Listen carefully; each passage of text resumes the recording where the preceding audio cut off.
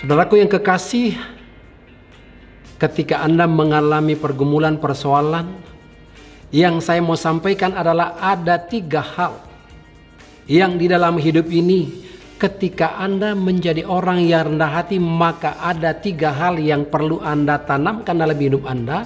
Yang pertama adalah ketika Anda berbuat salah, maka jangan sungkan-sungkan minta maaf. Jadi ketika Anda misalnya berbuat kesalahan, minta maaf. Nah, banyak orang ketika dia berbuat salah bukan minta maaf, tetapi dia senantiasa ngeles, artinya bikin alasan. Tetapi kalau saya mau sampaikan hari ini kebenaran firman Tuhan, jadi ketika Anda misalnya berbuat salah, segeralah minta maaf.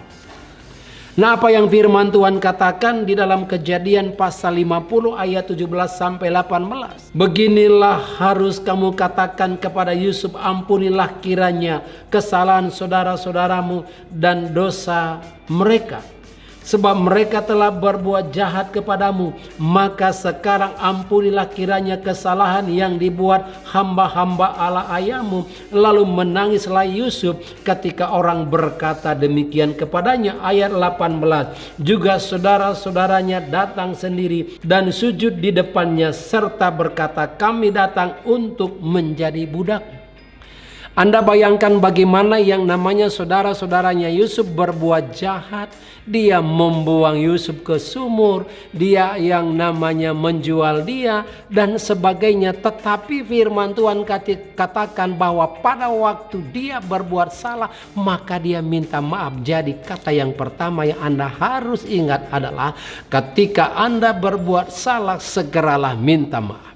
Lalu yang kedua, ketika Anda meminta tolong atau minta butuh bantuan dari orang lain, Anda minta tolong. Jadi jangan Anda butuh bantuan dari orang lain nggak mau minta tolong.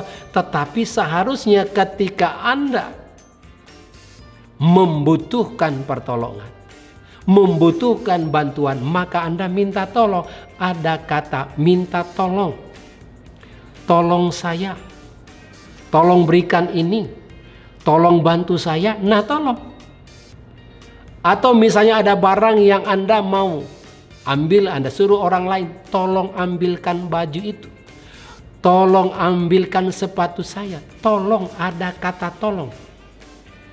Jadi ketika Anda mengucapkan kata tolong ini, orang yang melakukannya juga merasa enak karena Anda berkata minta tolong. Nah, mari kita lihat firman Tuhan. Di dalam Hakim-Hakim 1 ayat yang ke-24 firman Tuhan, ketika pengintai-pengintai itu melihat seorang keluar dari kota itu, maka berkatalah mereka kepadanya, tolong tunjukkan bagaimana kami dapat memasuki kota ini, maka kami akan memperlakukan engkau sebagai sahabat. Jadi ini yang namanya pengintai mau masuk ke kota. Iya, di mana dia mau mengintai, tapi dia bilang minta tolong. Itu berarti bahwa ciri-ciri orang yang rendah hati minta tolong. Jangan sampai merasa Anda bahwa udah tidak tahu, udah tidak mampu, nggak mau minta tolong lagi. Sok gengsi. Yang namanya gengsi itu makan biaya. Jadi ketika Anda misalnya mau atau butuh sesuatu, Anda minta tolong. Sekalipun Anda mungkin bos, sekalipun Anda menjadi pemimpin, tetapi Anda berkata kepada anak buah Anda, tolong ambilkan saya minuman, tolong ambilkan saya baju itu, tolong ambilkan saya pakaian itu dan sebagainya. Jadi ketika Anda butuh yang namanya sesuatu, janganlah lupa katakan minta tolong. Lalu yang ketiga, ketika Anda misalnya menerima bantuan, jangan lupa terima kasih. Anda membutuhkan bantuan, jangan lupa terima kasih ya. Terima kasih ya Bu, terima kasih ya Pak, terima kasih dan sebagainya. Jangan lupa berterima kasih ketika apa? Ketika Anda sudah menerima bantuan. Terima kasih Pak, terima kasih Bu, terima kasih sahabatku, terima kasih saudaraku. Nah itu.